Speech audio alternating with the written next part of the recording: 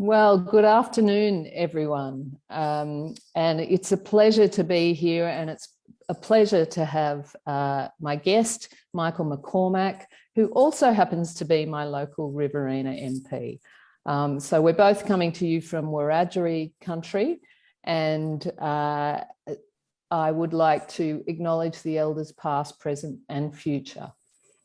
We're in for a big, broad conversation on policy and politics today.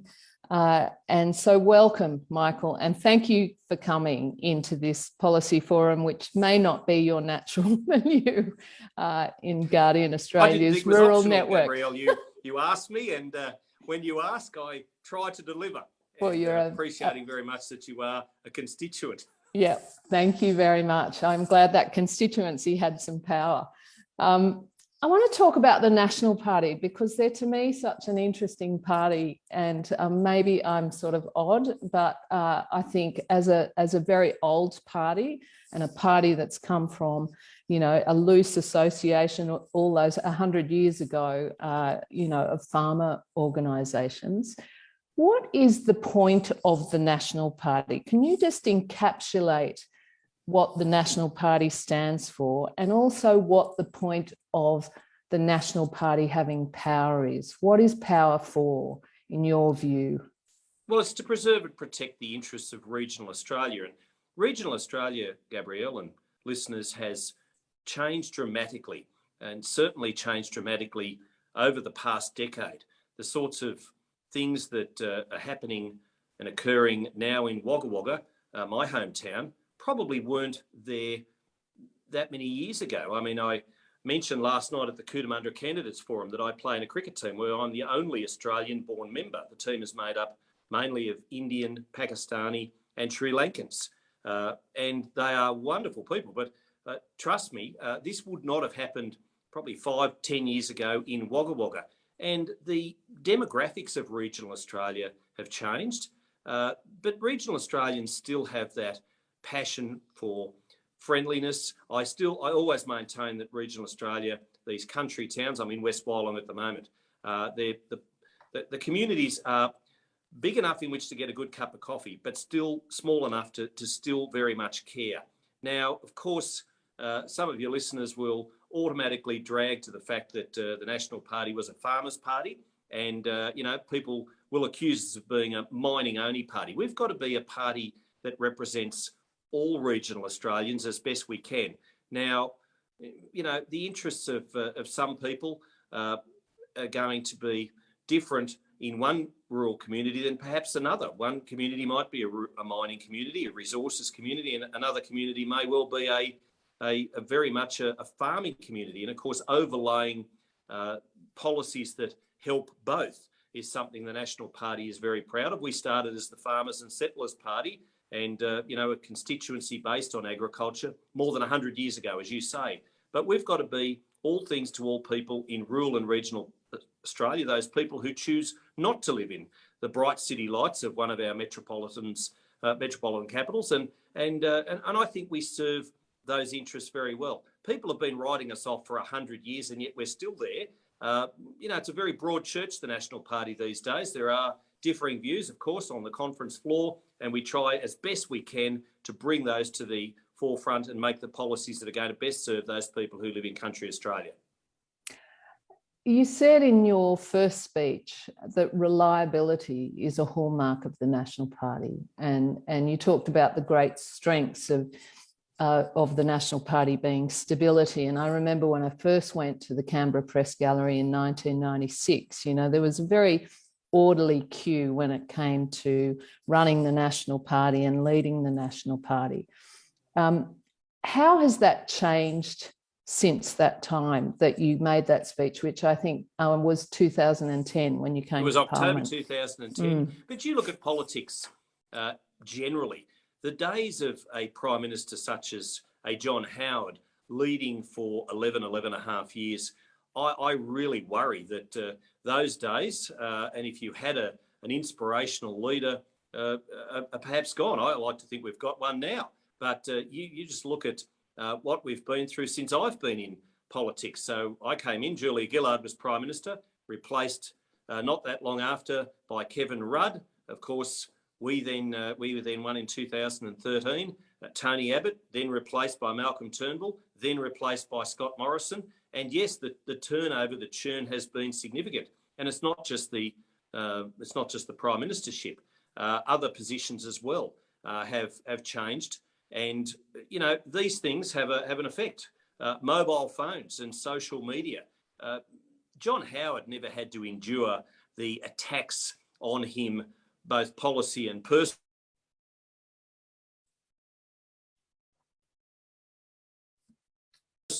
that leader. And I said only the other day, should there be a change in government, and I hope there's not, but Anthony Albanese will get 6 months probably as a honeymoon period, 6 months in the sun, and then they will mercilessly pick on him. That's the way that unfortunately we seem to think. But Twitter doesn't run Australia. Social media doesn't run Canberra, and I think sometimes we take way too much attention to those 6 o'clock news grabs, and they're not always the most accurate assessment of what's transpired in the day. If you do a good job and get on with things, sometimes that doesn't make the news. I can remember I started and finished Scottsdale Dam in northeast Tasmania.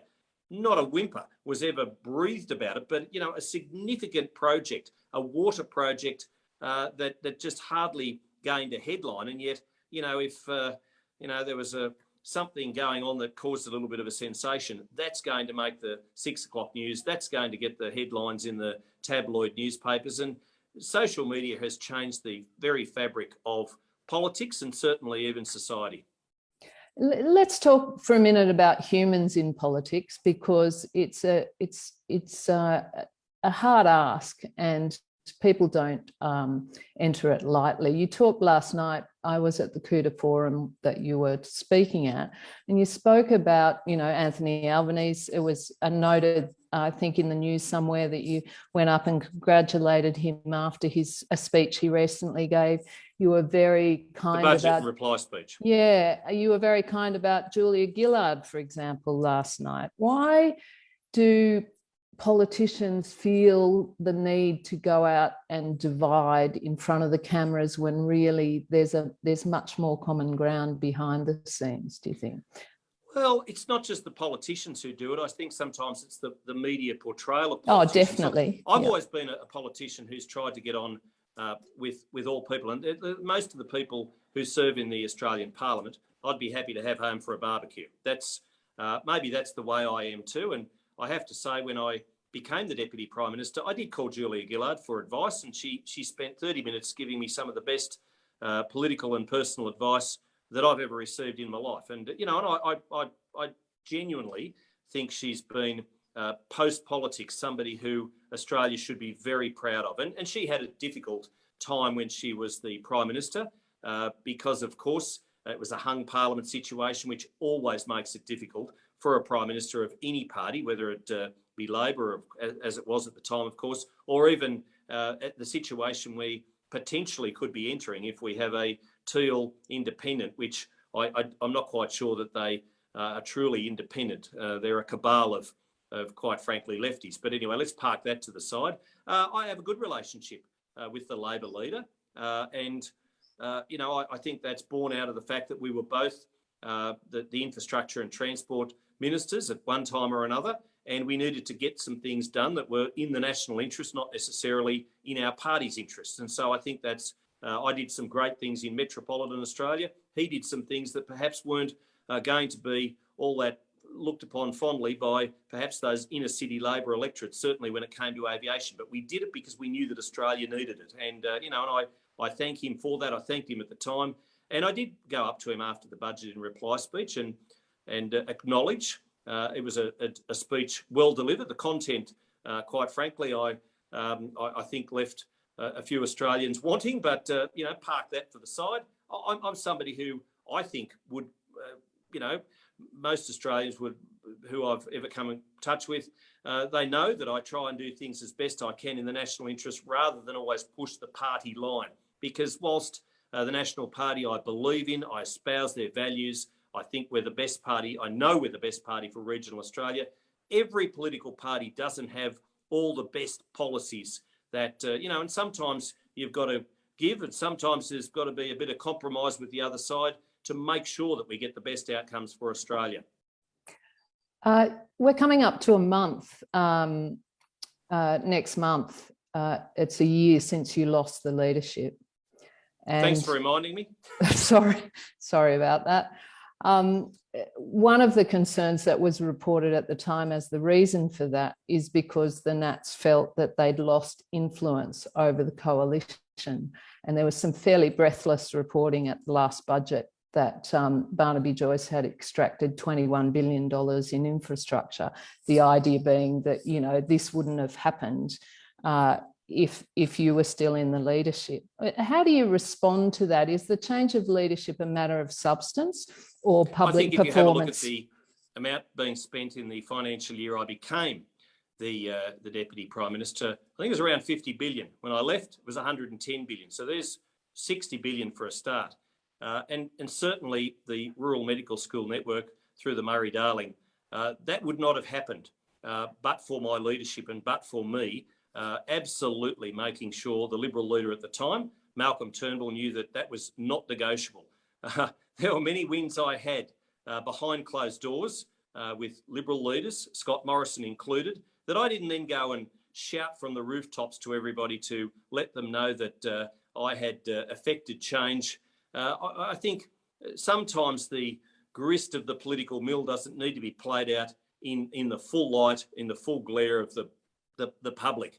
And I would always sooner get something done and achieve it and make sure that it was going to be a great outcome for rural and regional Australians, rather than have a necessary fight with a state minister or a state premier, get a page 6 headline in a Sydney tabloid, or indeed get a spot on Sky News and have one of the after dark presenters praising me from the rooftops because I'd been so feisty. I would sooner get the outcome. That was what I was always about, outcomes based. That's why that's why we've now got the National Water Grid. That's why we've got it's now $120 billion of infrastructure, a third of which is going into rural and regional Australia. And I'm in Blantyre at the moment, West Wyalong, and I look around at the sort of infrastructure that the local council through Ray Smith, its general manager, is delivering, and knowing that but for me, that wouldn't have happened. And I know I'm very proud of what I was able to deliver on the ground. Yeah, I mightn't have got the media all behind me, and the after dark presenters espousing my values. But you know what? Rural and regional Australians were better off for the leadership that I showed and the delivery I gave. So the change is really about performance in front of the cameras rather than performance behind the cameras. No, not at all. I'm and quite frankly, I'm more than happy for anybody to look at the media performances I gave. Yeah, sometimes there's always things that you'd like to sort of grab back with the words and take them back. But I did media every day, and I certainly talked up the National Party and certainly talked up regional Australia. I put a positive. I'm absolutely proud of the fact that under my leadership, through Jacinda Allen and Mark Bailey and other Labor ministers, we got the Transport Freight Logistics Code when everybody thought they needed 10 rolls of toilet paper every time they went to the loo. I got that through in hours, not days or weeks or months. Some of the things that we've needed to get done have taken months and months and months, but I was able to get that through in days simply because I had a good relationship with those state ministers, 5 out of 8 of whom were Labor. And I'm proud of that record. And if the leadership change came down to one thing, it was because some members wanted to get a transactional outcome, and they wanted a position in cabinet or the ministry themselves, and they were prepared to make that change in order to get what they wanted. It wasn't about making sure that the National Party had a bigger voice. The National Party's always had a big voice, and the National Party under my leadership certainly got some outcomes that have benefited regional Australia like never before. So I'm proud of my record of delivery, and I stand by it. So you're talking about Bridget McKenzie and others like her who were elevated to the cabinet, to the ministry after your demise? Well, there are some people there who have gone from the backbench to the ministry, there are some people there who've gone from the ministry to the backbench, and people can work out who they are and the reasons why they're where they are. But, you know, that's water under the bridge now. I've always been a team player. I've always been somebody who wants the best outcomes for rural and regional Australia. I had a good long chat to Barnaby, too, in fact, on Sunday as I was coming back from Ganmain and Coolaman. I was out there looking at some of the local roads and community infrastructure projects that I'd been able to deliver through that wonderful Coolaman Shire. Tony Donoghue there, the general manager, and had a good chat to Barnaby about what we needed to do, where we were going, how the campaign was going. I'm a team player, and I believe in the National Party, and I'll do everything I can to make sure that every national candidate gets as many votes as they can to ensure that we can continue that delivery in the next term. I wrote a comment piece yesterday about what I was seeing on the ground in Nichols in Victoria, where Sam Birrell's a very good candidate. Sam Birrell. Got any Birrell. watchers and viewers from there? I'd suggest you put a 1 beside his name. We definitely have viewers from there. Notably, Barnaby Joyce went down there on the first day of the campaign and had a bit of a brawl on the Echuca Moama Dungala Bridge. With Jacinta Allen. Began under my stewardship. With Jacinta Allen, who you mentioned of having a good relationship. Do you think there is, or do you think the National Party is facing the same split between North and South in terms of what appeals to voters as, say, Labor does on things like climate change and coal, and for that matter, the Liberal Party as well? Oh, look, in one sense, yes, you're right. I mean, there are different views espoused in Northern Australia than are perhaps viewed as what needs to happen in Southern Australia. But we are a very big landmass, and of course the resources industry is crucial and vital to keeping the lights on and the balance of payments effective and prosperous for Australia. Resources is huge in Queensland. I mean, try taking away some of those resources jobs, of which there are tens of thousands. You know, this is, and the phone, live television, don't you love it? The phone's ringing behind me. But, and of course, down south, we rely perhaps more on irrigation and agriculture and the like. And so sometimes there is conflict in that. And you know, you look at even Labor. I mean, but Anthony Albanese can't say what sometimes things in Moranbah and say something completely different in Moorabbin. And that's the difficulty with Labor. Barnaby Joyce, Michael McCormack, any other Nat will say what they need to say and what they always say in Gladstone, and they'll say the same thing in Gundagai. And, you know, heaven help us if we ended up talking in Grindler, we'd say the same thing to them too. That's because we don't have a difference of view, whether we're in the north or whether we're in the south. There's a pretty big difference, though, between you and Darren, with you and Darren Chester compared to, say, a Barnaby Joyce or a George Christensen before he jumped ship. Well, let's leave George aside for one moment. I think you'll find that those three you mentioned, Darren, Barnaby and myself, one thing that we all very much agree on, and that's we want the best for rural and regional Australia. So whether it's services, health, education, telecommunications towers, we've got a great record there, 1,200 funded, 900 delivered. You know, they're the sorts of things that rural and regional Australians are telling me are important to them. And whether Darren, Barnaby or I do a press conference in the top end, Gulf of Carpentaria or indeed Cape York, we'll say the same thing when we go to Melbourne. That's what you see is what you get. Okay, a question on coalition agreement from Francis Thompson. Why is the coalition agreement between the Nats and the Libs secret? Look, I've overseen a couple of those coalition agreements. I mean, it's not that interesting, really. There's a lot of things in it, from where the Deputy Prime Minister might sit to in Parliament to ensure that we're close to the dispatch box. And yes, sometimes there are things in there which I know when for argument's sake we had a change of Prime Minister from Tony Abbott to Malcolm Turnbull. There were some issues going on there that the National Party, it was die in the ditch stuff, non-negotiable, that were written into that. But look, it's the same, I suppose, with what Labor does. Their inner caucus meetings, they don't open those up to the general public.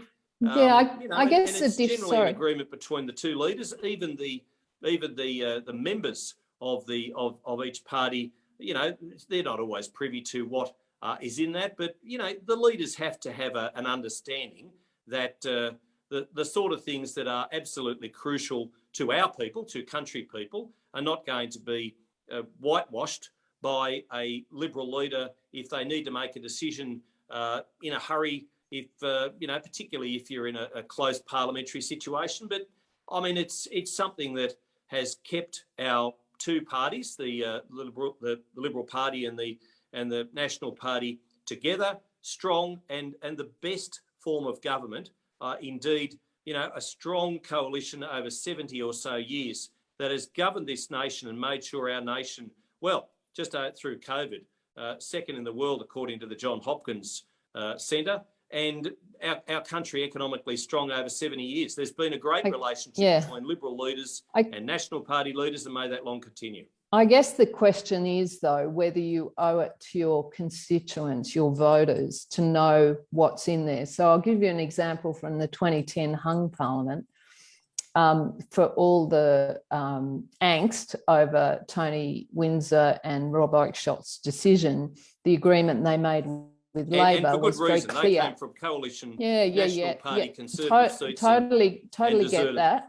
But the transparency, you could see what they asked for and you could measure what they got compared to what they asked for, and everyone was clear about what was requested.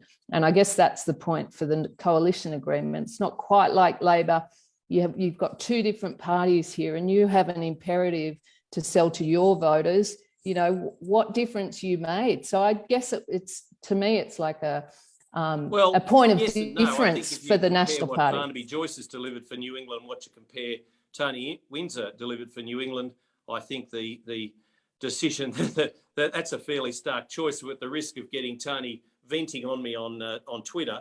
I think Tony was very good at leading the Murray-Darling Regional Committee, but I tell you what, sold his people out when he agreed to partner up with Julia Gillard and worse, Bob Brown. Yeah, I'm talking about the kind of relationship you have with your voters more, though, so that those voters can see, what you're asking for and that you're standing by all your requests. But let's move on, because we've got so many questions here from people. Sure. The water, just on water. I've got a mea culpa, because I thought the national water grid before the 2019 election looked like a bit of a kind of, what do you call it? A sort of thought bubble. The national water grid? The national water grid, no, just before the election. So you created this kind of independent expert policy group, which, had some pretty serious hitters on it, UNSW water expert Stuart Kahn, Kathy Foley, the chief scientist. From the CSIRO, Chris Lynch from Australia. So Elizabeth Stott, a Gajeldri irrigation farmer. So it was kind of good policy, a mechanism for good policy based evidence. Are you disappointed that it's been disbanded now after such a short time? And what does it mean for the development of water policy now, given we've got projects like the Hells Gate Dam that has no business case, which I understand they were working on, to kind of, I guess, create some trust around the big infrastructure projects for Australia? Look, I don't disagree. It's probably a question you should put to the National Party leader. I was disappointed at the decision to dismantle that group. I think they had a lot to offer, already had offered a lot by way of looking at the Bradfield scheme and providing the government with advice. Hells Gates is an amazing project, but we need to get it right. It's a once in history opportunity to convert that area into something quite special, not just for North Queensland, but indeed for our nation. It's a $6 billion project, right? Sure, so and you've got to spend money to make money. And, you know, you could look at anything. I mean, when they built the Sydney Harbour Bridge and it was as wide as it was with railway lines and traffic, traffic lanes, there was criticism then about the fact that they were spending way too much money. But, and this day and age when it seems the minority always gets the majority of say, you've got to spend money to make money. That's why Inland Rail, $14.5 billion, is a good project. And yes, it might take some time to reap the rewards of that, but we have to build as a nation. We can't stand still. We can't be stagnant. And that's why a $6 billion investment for Hells Gates and Riverina and Wyangla and Dungowan and all these damn projects, they're multi-million, hundreds of millions of dollars, if not billions of dollars, but they are all good projects. They help with flood mitigation. So that helps with climate. They help with, growing agriculture. They help with the resource industry. Goodness knows, mines need water too. So these are significant projects. And if we're ever going to be a nation of builders like they were with the Snowy Mountains, which, mind you, was an irrigation project to start with, the hydroelectricity was just an add-on benefit. We have to be able to build. We have to be able to spend money to do that. So we want to get them right, though, which was the idea of the National Water Grid. Why the rush on inland rail, in the sense that we get a lot of communities getting in touch with us, talking about how they feel their local knowledge has been disregarded in the process of choosing a route. There's a lot of pushback in councils like Narrabri about the route itself going through there, given what they know about flooding. Narrabri was one of those communities, and I stood there with the mayor and Mark Colton at the time, and I have to say the Narrabri community, very, very much on board. You're always going to get communities which, perhaps feel aggrieved because Inland Rail is either not coming through or nearby their town, or indeed coming through their town. It's difficult because you're always going to get people who are going to be affected, going to be impacted by the corridor, by the final route, by the final design. But that's life. And like I said last night at the Cootamundra Forum, if we had the same sort of antagonists when we built the Hume Freeway, which has saved countless number of lives because of it since its duplication, we never would have built the Hume Freeway, or it would be as crooked as West Wyalong's main street. You're going to have an impact on farmland and indeed communities when you build nation building infrastructure. When you build national infrastructure, it is going to affect somebody somewhere. But we can't be a banana republic, a build absolutely nothing anywhere near anything. Banana. We have to get on, and we have to stop NIMBYism, and we have to build the sort of infrastructure that's going to benefit Australia in and be in the national interest. And that's why we're building Badgerys Creek, Western Sydney Airport, Nancy Bird Walton Airport. That's why we're building Inland Rail. That's why we're building dams. Do you think you'll lose votes over Inland Rail? I hope not, because, and I was quite impressed by the fact that when a person was running around Wagga spreading mistruths and half-truths about Inland Rail, and the paper wrote a story and then put it on their Facebook page to perhaps engender some campaign to get some more letters to the editor and stir up the community. Almost all of the responses were in fact positive, and these were from people who live in the wooden streets and the railway streets and the streets nearby the actual current corridor, which is going to be used for Inland Rail. They were positive, and I was really impressed by that. People understand that if we're going to finally get goods from inland to Melbourne or Brisbane within 24 hours, then it's going to happen through Inland Rail. And AUSTRAC, multi-million-dollar contract to build the sleepers for Queensland and New South Wales. It's more than $140 million contract. And this is not only saving 30 jobs that would have gone elsewhere, but this is keeping that company open for 5 years to build those cement sleepers. So this is good news. Let's go to net zero now. Madonna War asks, and Lewis Madden ask, is given Lou O'Brien, and I think Matt Canavan as well said, where net zero's gone. What's your view? Is net zero off the table for the Nats? No, we agreed to net zero. And by agreeing to net zero back in October, what we also did was to gain some carbon offset advantages for farmers. What we did was get some hydrogen hubs. What we did was to make sure that we got some of those remote roads, a package to seal remote roads that I have to say, Graham Perrott from Brisbane-based Labor member for Moreton actually poo-pooed and said, well, if a road hasn't been tarred in 70 years, why would you put bitumen on it now? That's the Labor attitude. That's the certainly city-centric attitude that I despise. But and those packages are rolling out now. So having agreed to that, you can't go back to Parliament and then, you know, try and put the scrambled egg together again. I mean, it's, you know, we've agreed to that. And, you know, country people, when they look somebody in the eye, when they shake their hand, when they say, I'm going to do something, well, they jolly well should do it. And that's what my father always taught me. I've certainly voted in favour of it. And I think most of our constituency are pleased that we did. Well, you know, and I've got to say, keeping talking about it doesn't do anything to placate Australians who want to see us do this and make meaningful change. One of the questions you got last night was whether you have fears for your grandchildren on climate. Do you regret kicking the can down the road so long on climate as a national party? Net Zero 2050, Gabrielle, was what I mean. I have protesters who come and sit outside my office, and they have been all of this term, and they wanted net zero by 2050. That's what they campaigned on.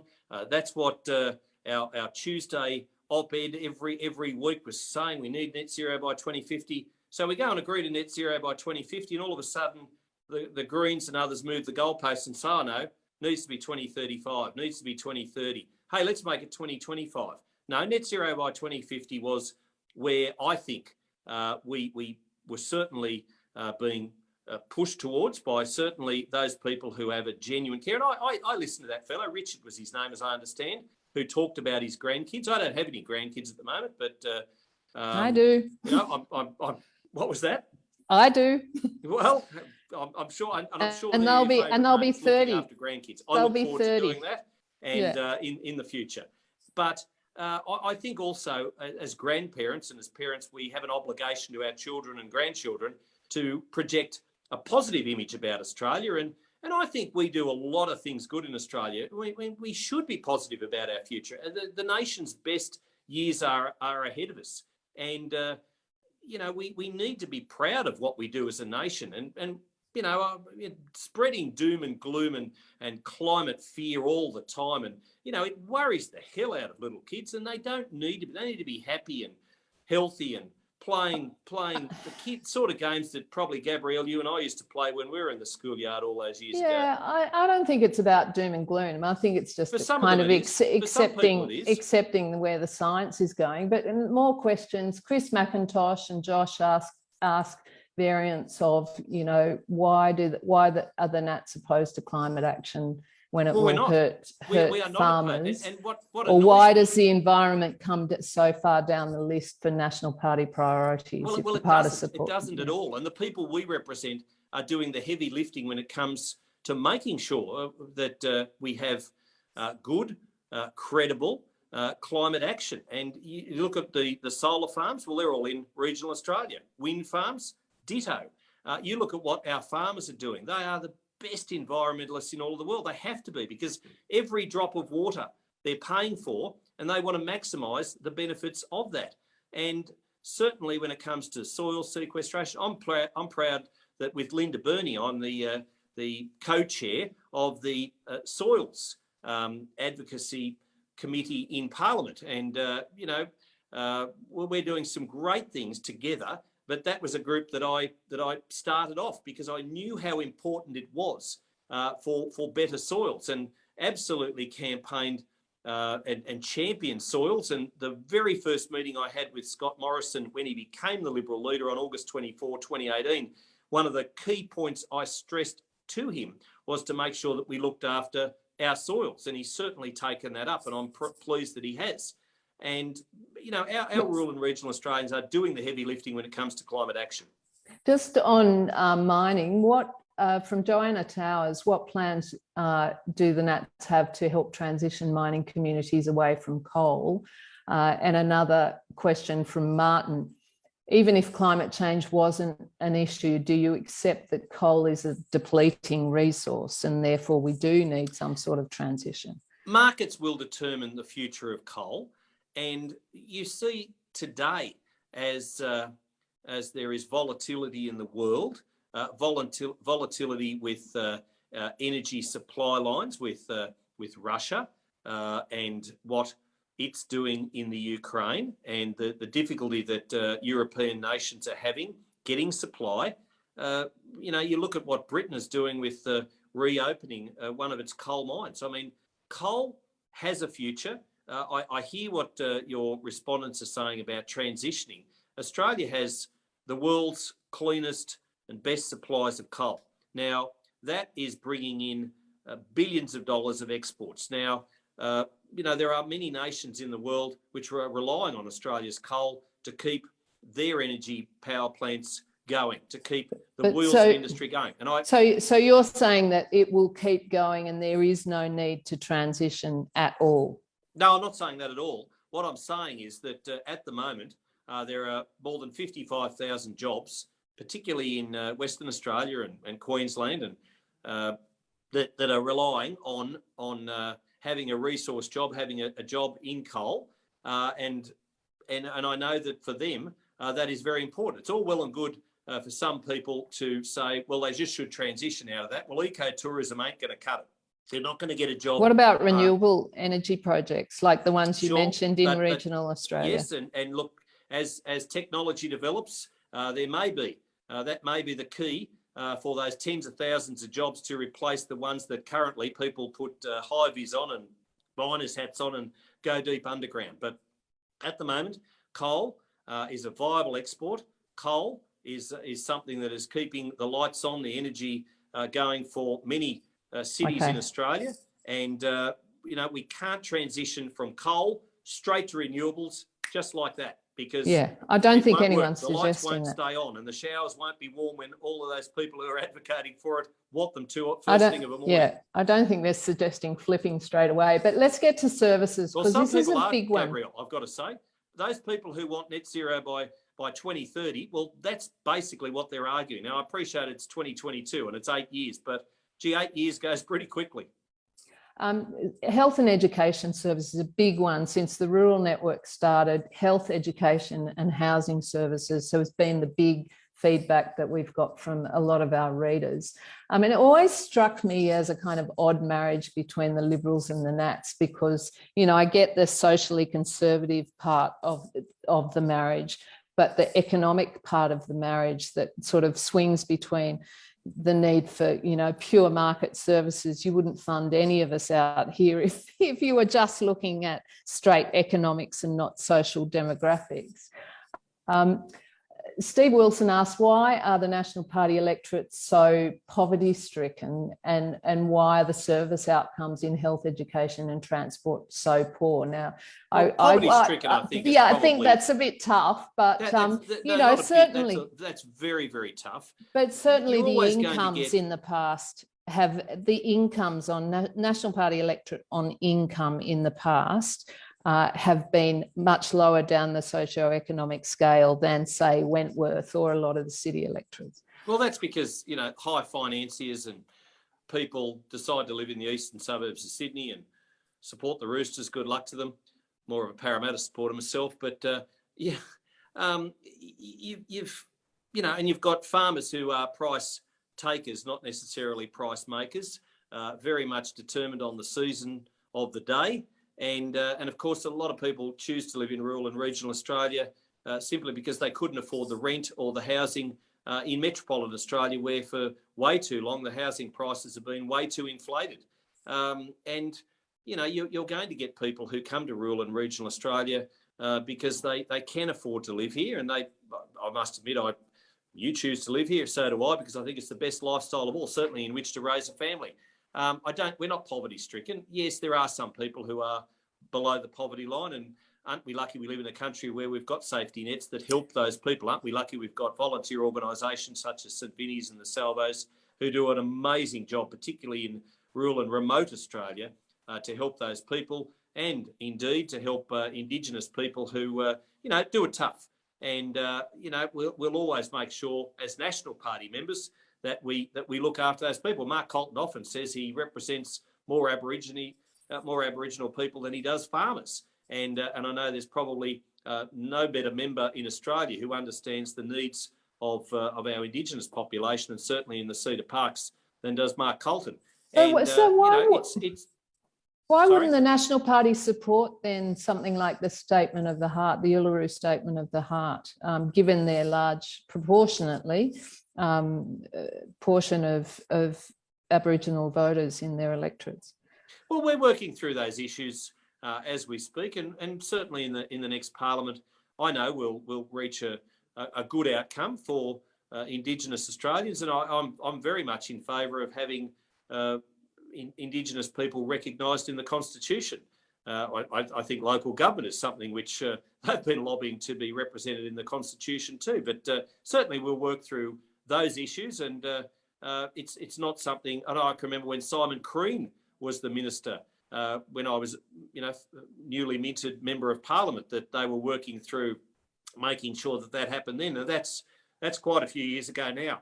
So you disagree with Scott Morrison? You disagree with Scott Morrison? He said yesterday that there would be no referendum to recognise Indigenous Australians in the Constitution. Well, what I think in that regard is, I think the success of referenda over the 121 years that Australia has been a federated nation, I think is something like about 8 out of 42.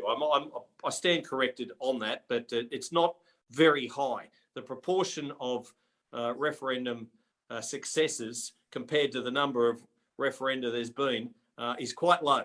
And so if we're going to do it, we need to be able to get it right. We need to make sure that it's a bipartisan thing, that all sides of politics agrees, and we take it to the Australian people who are inclined to reject referenda put to them. Of course, Indigenous Australians have a great need for services in rural and regional areas. No question. And one of the stories that we did this week was quoting the Royal Far West, which you would be very familiar with, who estimated 180,000 children in rural New South Wales alone are in need of child development services that are just not available in their regions. How has it come to this? Well, it's not just that, it's dental care too. My mother always told me that you get your teeth right and the shoes right, most things take care of themselves. But it is very worrying that the amount of money that we spend on Indigenous affairs should be better distributed. It's not something just exclusive to coalition government, that sometimes there are wide cracks. We've done everything we can to close the gap, and we've spent a considerable amount of money doing that. And Ken Wyatt, as the first Aboriginal member of the House of Representatives, I have to say he's done an outstanding job as the Indigenous Affairs Minister. And we're making sure that we continually address these issues. These are mainstream numbers, though, Michael. Yeah. These are, right across the numbers, board. Gabrielle. I certainly don't disagree. Do you reckon it's a federal or it. a state responsibility? Like, do you see those services as a federal or state responsibility? That's a question from Penny Judge. Do better. Yeah. Not just on childhood services, but aged care services. We've seen in my town the closure of a nursing home, hopefully starting back up again now. But we're doing everything aged we can care in Hardin-Maryborough to see that happen. Aged care, though, is such a big issue. All of these services, and now with the regional shift of populations that people are realising they can work from anywhere, we're seeing this influx of population. Yes, but if only they would work from anywhere, Gabrielle. I mean, it's so difficult to get people, unskilled or skilled, to fill jobs. And that's the case whether it's hospitality, whether it's meat processing, indeed whether it's health, education, aged care, you name it. My own office finds it difficult to employ people to fill positions. And I know I'm blessed with the staff I have. They're marvellous, and most of them have been with me for even since my newspaper days, I'm very lucky. I've got staff who are loyal and dedicated and put constituents ahead of anything else. But it's so hard to find people to fill roles in any area of endeavour. So how will, the question from Raphael Catherine Crosby, COVID being the kind of best thing in a way to happen to rural Australia in terms of shining a light on what fabulous lifestyle and opportunities are here, how are we going to ensure that we get the infrastructure and services quickly to match the movement of people? Do you have any ideas on that? Yeah, by voting National Party. And if you don't have a National but what's Party the plan? candidate, What's the plan? What's the plan? Regional Liberal, vote for them because we will put regional Australians first. Now but what is the plan? Dorothy Dixon, thank you so much. Is there a strategy? What's the plan? What's the plan to rapidly roll it out? The infrastructure I mentioned before, the $110 billion of infrastructure that I oversaw, a third of it was going to regional Australia. And I'm in a local government area at the moment which has got one of the biggest, if not the biggest, road network of unsealed roads in all of the Riverina, perhaps all of the state. And the local roads and community infrastructure, the road safety upgrade program, the remote roads program, upgrade program that we've put in place at the moment, they are putting tar down on roads. They are helping councils to pay for the graders to go out for those unsealed roads. They're getting the job done. Now, it's probably never anything that's going to sort of get front page headlines on any local newspaper, The Advocate here included, but it actually helps save lives. It gets those big B doubles to market and to the silos sooner and safer, and that's what it's all about. And the delivery in these country communities for infrastructure is quite amazing. I mean, you go to Western Australia and see what the WA DATS, they're now led by Mia Davies, has done through the Royalties for Regions program. Quite amazing. A program, mind you, dismantled by Labor, but these are significant rural upgrades that were being asked for years, and we're delivering them.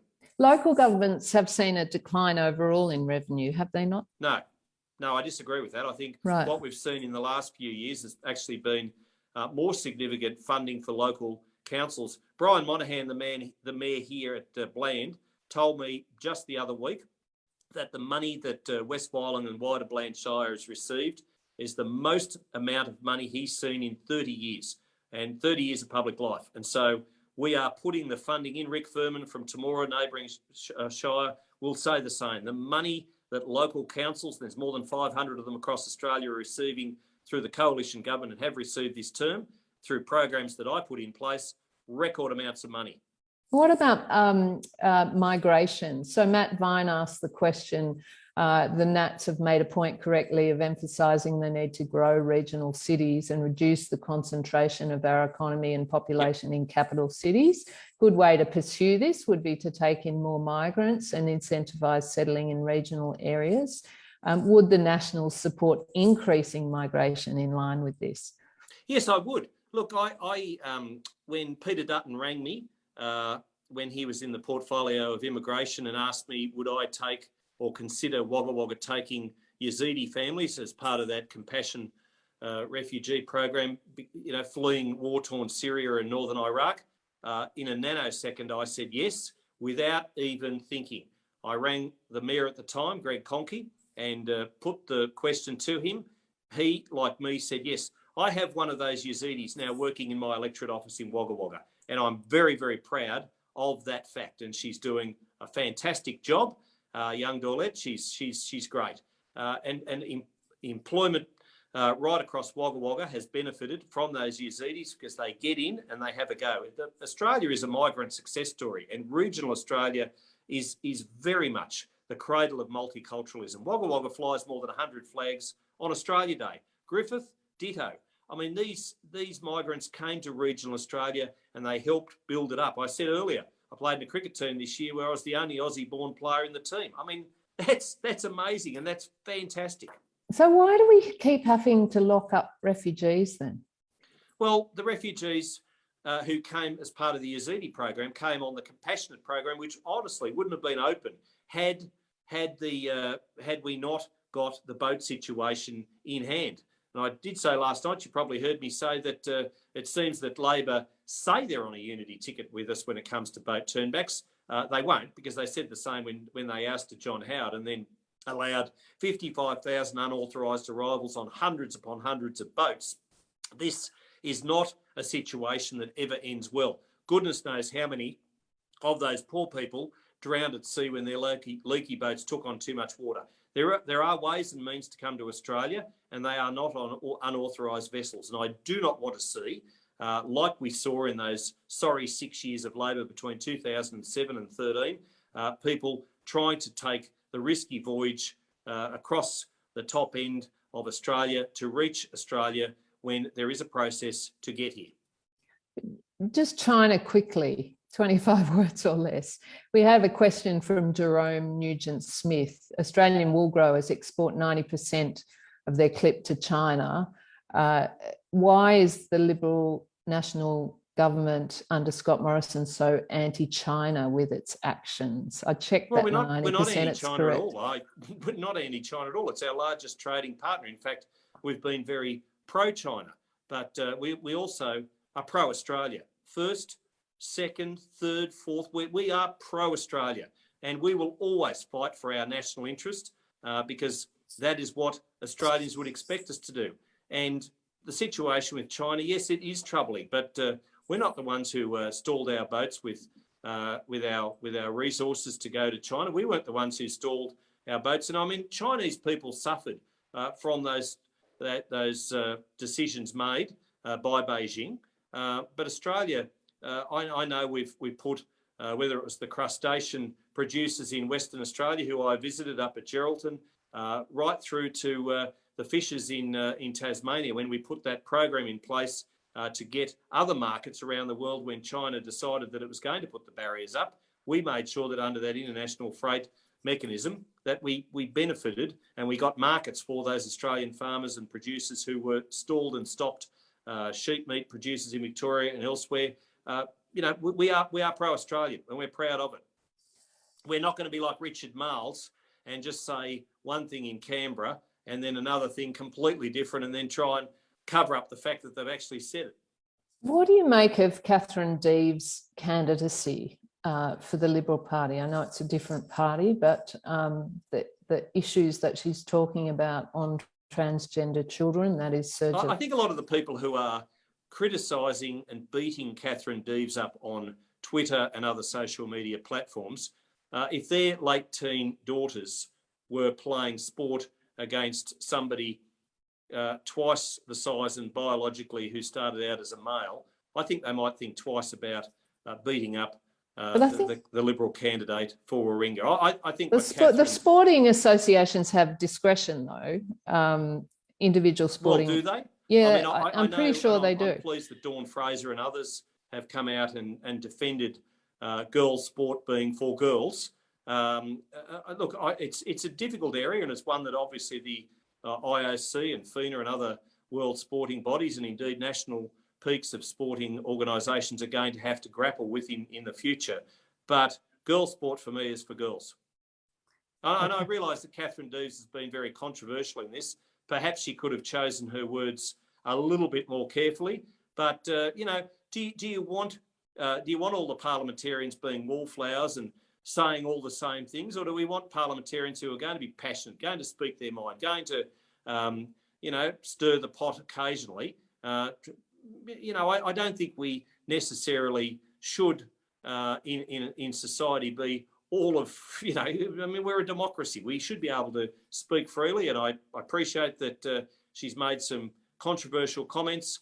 Could they have been better put? Yes, probably, but I understand from where she's coming.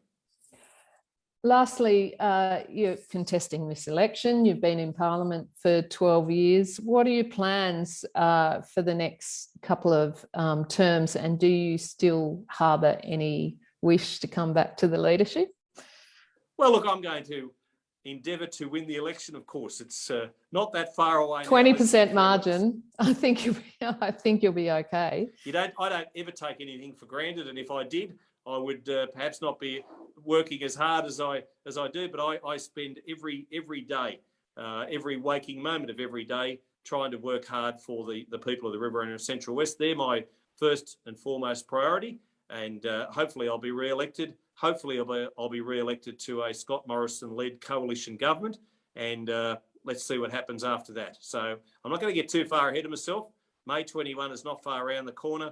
That's what I'm working towards, and whatever it takes place after that, I will do my utmost level best to ensure that the interests of Riverina are well taken care of, and rural and regional Australians will always be my priority. Appreciate that's glib and trite, and that's not what you wanted to hear. So seriously though, like there has to be a spill after the election, right? That's the National Party rules, a leadership spill. Well, it's not a spill so much. It's all positions are declared vacant.